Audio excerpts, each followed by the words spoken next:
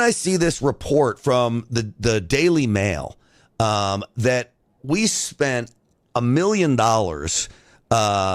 on research that could literally threaten national security and public health. It involves infecting ducks with different viruses to make them more infectious, all part of gain-of-function research. And this is the United States Department of Agriculture and the Chinese Communist Party working in conjunction at a CCP lab to make this happen. Does the United States not learn its lesson here?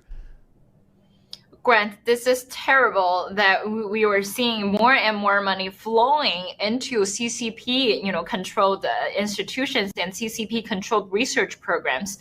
If you recall about all of the gain of function and how Dr. Fauci got involved into it, and why, the leader of the Wuhan P4 lab was working with Dr. Fauci while they were in the United States and in Colorado while they were studying, and this, all related together about, a huge stories behind the COVID-19 pandemic.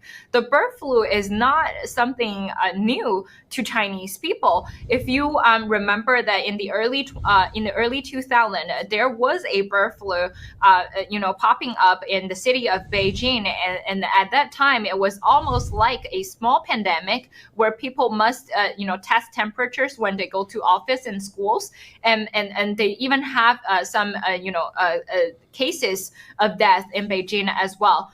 And, as we know from videos and broadcasts from the new federal state of China, bird flu was actually a historical test of how the Chinese Communist government was trying to test out if a pandemic can bring out more of political control strategies against the normal people. And this is what exactly the CCP, managed to do during the COVID-19 pandemic. They locked people in their homes. They control your food supplies.